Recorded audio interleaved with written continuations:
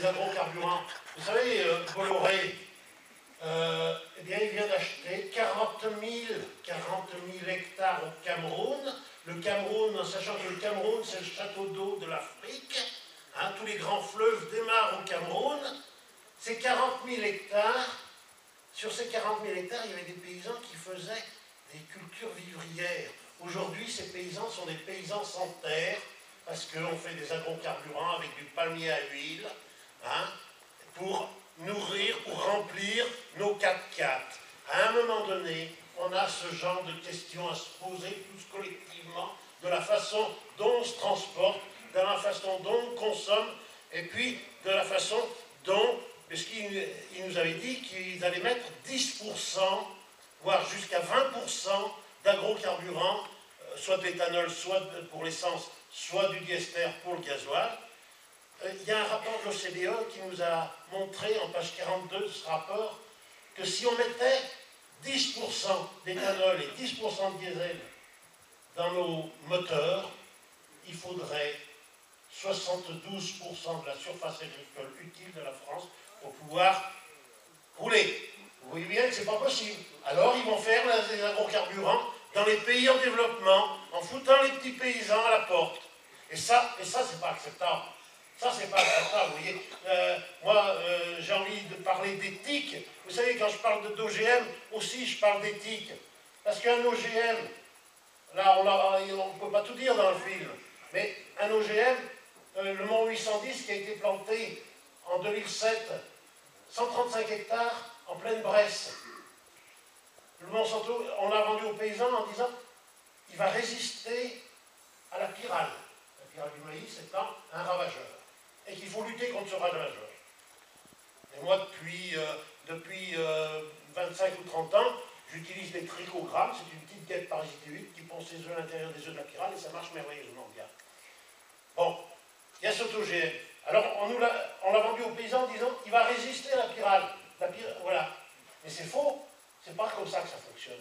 C'est que c'est le maïs qui produit lui-même son insecticide. Comme une vipère produit son venin, il produit dans toutes les cellules une particule insecticide qui fait crever la pyrale. Vous, paysans, vous fauchez votre maïs, vous l'ensilez, vous le donnez à manger à vos vaches, en même temps vous donnez de l'insecticide à manger à ces vaches. Moi, quand on parle d'éthique, moi j'arrive pas à comprendre mes copains paysans qui donnent de l'insecticide à manger à leurs vaches. Quand on connaît comment c'est foutu à l'intérieur, comment les OGM sont faits, moi ça j'arrive pas à comprendre. Eh bien, ce que je me mets en cause, et quand je mets des produits chimiques sur mes terrains et que sur mes plantes, et puis que derrière c'est les consommateurs qui vont manger ces produits chimiques, pour moi c'est une question d'éthique. Et bien pour les agrocarburants c'est pareil. Voilà. Donc après il faut chercher pas des miroirs aux alouettes, mais il faut chercher de vraies transitions énergétiques. Et voilà. On prend deux questions. On prend deux questions, on les met ensemble, c'est bientôt 23h30. Juste une question au sujet du nucléaire. Donc je suis d'accord avec vous que c'est plus difficile d'aller contre ce sujet, d'une part parce que c'est soi-disant la crème de l'élite française, Polytechnique, plus le corps des mines, etc., qui a réfléchi pour tout ça. Et donc c'est des gens qui détiennent la vérité avec un grand V, hein, par définition. Mais ne croyez-vous pas que, néanmoins, dans le système économique actuel, que ceux qui me connaissent savent que je ne chéris pas trop, on va arriver un peu au bout de la démonstration avec l'EPR, hein, de Flamanville, qui devait coûter 3 milliards. On en est à 8. Maintenant, après, il y a Enel qui a retiré ses billes et encore 700 millions. On va peut-être payer les pénalités de retard de celui qu'on construit en Finlande. Ça va être une ardoise épouvantable. Et ne croyez-vous pas que, finalement, c'est l'économique qui risque de faire chuter la filière nucléaire parce que nos centrales, elles vieilliront et on n'aura pas de relève? Alors, c'est tout à fait mon point de vue dans le bouquin que j'ai écrit il y a 2 ans qui s'appelle « La vérité sur le nucléaire ». C'est exactement ce que je soutenais. Vous savez, on n'a pas de vérité des prix de l'électricité en France.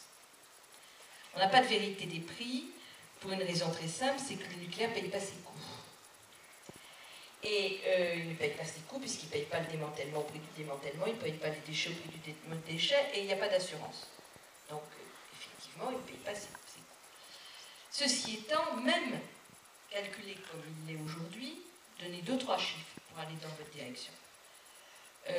Lorsque le Conseil d'État a fixé l'année dernière, le gouvernement a fixé l'année dernière le prix auquel EDF devait vendre l'électricité nucléaire à ses concurrents, c'était 42 centimes le kilowattheure. 42 € le méga et 42 centimes le kilowattheure. La Cour des comptes dit le prix réel auquel il faudrait vendre, c'est autour de 56. C'est déjà pas la même chose. 53, 56. Le prix de sortie de Flamanville, toujours sans intégrer tous ces prix supplémentaires, est entre 90 et 100. Le prix actuel de l'éolien est autour de 70. C'est-à-dire qu'on est dans un système où les courbes de prix se croisent. C'est-à-dire que le kilowattheure nucléaire est en passe, le nouveau, des centrales amorties, est en passe de devenir plus cher que le kilowattheure éolien terrestre. Kilowattheure éolien offshore est pour l'instant beaucoup plus cher. Kilowattheure photovoltaïque est à 120, 130, quelque chose comme ça. Mais il va baisser, à condition qu'on en fasse, évidemment. Sur le marché spot, c'est le marché immédiat en Allemagne. Le prix du kilowattheure, quand il y a beaucoup de vent ou beaucoup de soleil, ils sont à 2 centimes. Le kilowattheure. Contre, donc nous, c'est 5 centimes, si vous voulez, ou 6 centimes, le prix de revient actuel du nucléaire. Voilà, donc, si on avait une vérité économique des prix et écologique des prix, il est clair que le nucléaire serait aujourd'hui plus cher, ou serait en train de devenir plus cher. Il y a un deuxième sujet, qui est celui de l'EPR. C'est-à-dire que non seulement l'EPR, on n'arrive pas à le finir, ni à Flamanville, ni en Finlande, mais par-dessus le marché, on ne l'exporte pas. On ne l'exporte pas, sauf en Angleterre, parce que c'est EDF lui-même qui va les réaliser, mais à un prix de rachat d'électricité dont on ne parle pas en France, beaucoup plus élevé, entre 100 et 150 €. Donc, il faudrait déjà que ça marche. Deuxièmement, on ne va pas les exporter, sauf les 5 ou 6 réacteurs que EDF va construire en Angleterre. Et par voie de conséquence, on a un problème de filière industrielle derrière. Donc, ce qui va se passer, je ne suis pas Madame Soleil, mais je vais vous dire ce qui va se passer. On va nous passer nos centrales à 60 ans. C'est ça qui va se passer. On va nous passer nos centrales à 60 ans, et là, effectivement, on va courir un risque important. Parce que les centrales ont été faites pour vivre 30 ans, et pas 60 ans. Que une centrale, c'est une installation qui vieillit.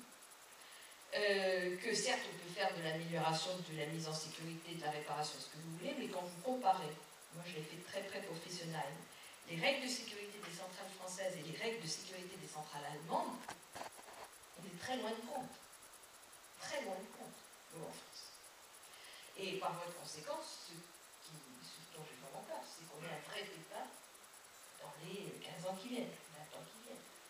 Parce qu'on n'aura pas investi sur le renouvelable parce que le secteur nucléaire ne veut pas, et on n'investit pas non plus, en réalité, sur le nucléaire.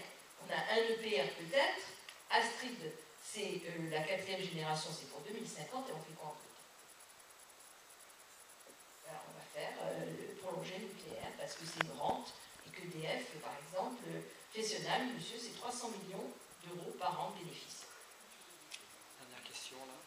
Une dernière question, et avant, je voudrais quand même remercier M. Guanon, notamment pour l'énergie positive. Et, je crois que je ne regarderai plus les maisons de la même façon dans mon jardin. Mais j'aurais une autre question, c'est un constat un petit peu naïf.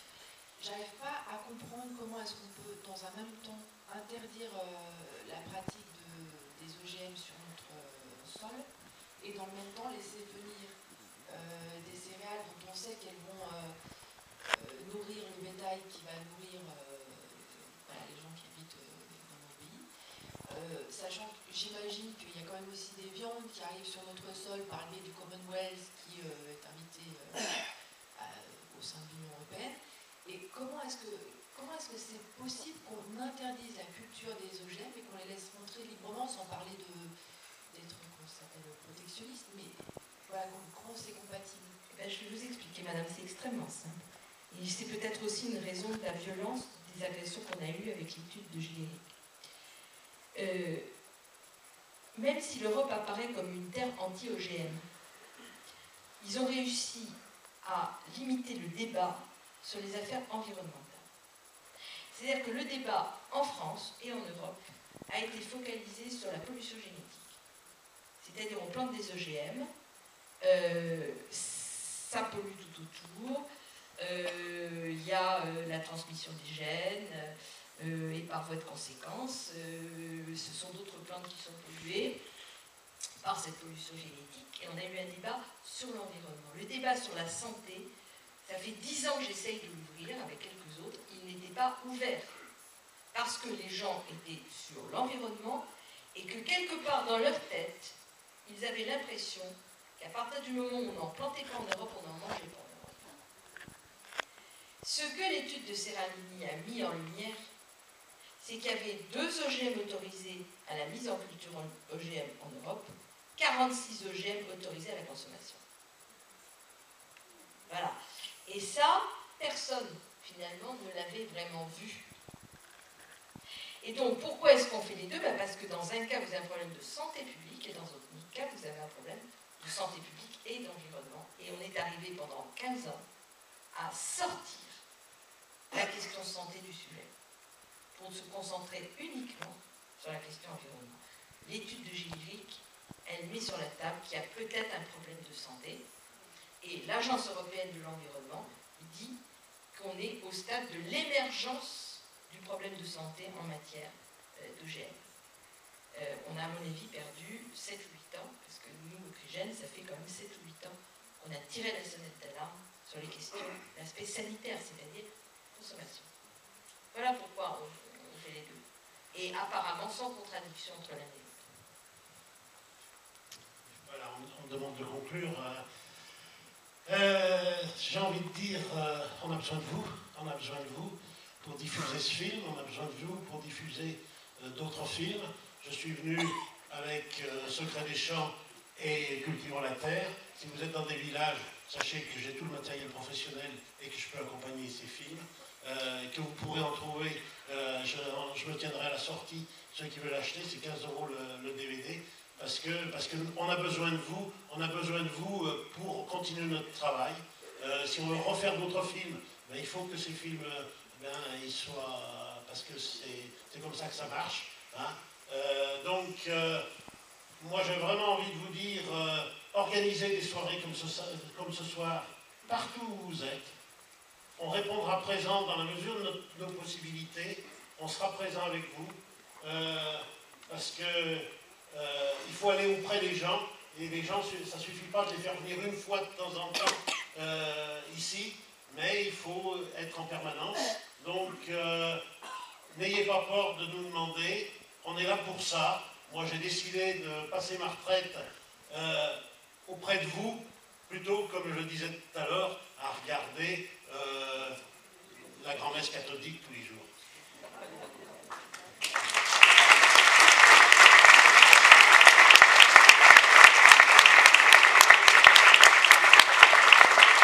Donc merci Corinne Lepage d'être venue jusqu'à nous et d'avoir animé ce débat.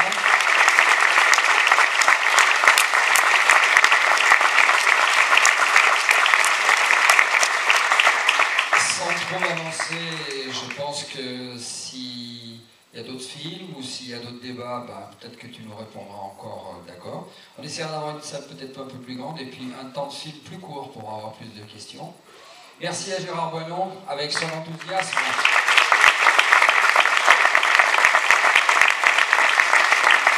Merci à Jean Peugeot pour ce magnifique film, c'est son 3e film. Merci Rodolphe au 400 coups de nous avoir accueillis. Voilà, et On ne sait pas encore ce que sera notre prochain débat, mais si vous voulez savoir quel sera le sujet, laissez votre adresse et puis, comme dit l'autre, on vous écrira. Merci à vous en tous les cas d'être venus si nombreux et d'être restés longtemps jusqu'à la fin.